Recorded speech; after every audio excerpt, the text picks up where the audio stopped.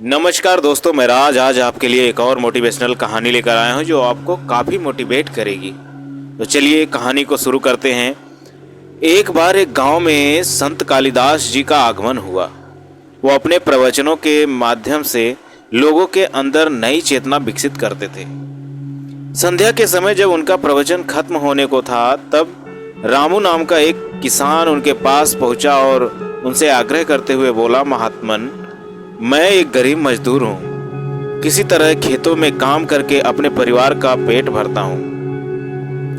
मुझे खेत में बीज बोना पड़ता है और हल चलाकर मुझे फसल पैदा करनी पड़ती है, और जब फसल पक जाता है उसके बाद ही मैं अपना और अपने परिवार का पालन पोषण कर पाता हूँ।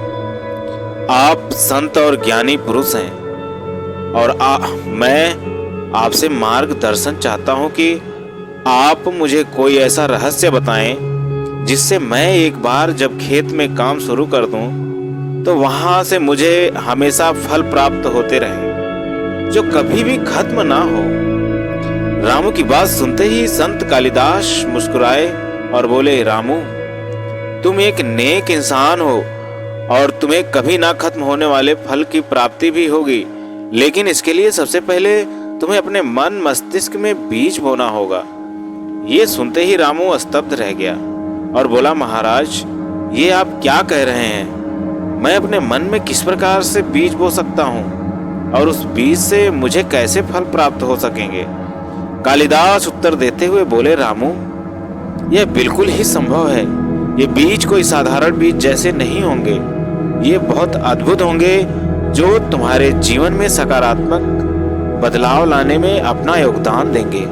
रामू जिज्ञासा लिए बोला, महात्मन, कृपया मुझे बताएं कि मैं अपने मन मस्तिष्क में यह बीज कैसे बो सकता हूँ। संत ने जवाब देते हुए कहा, प्रिय, तुम अपने मन में आत्मविश्वास का बीज बो, विवेक, संयम और सूझबूझ का हल चलाओ।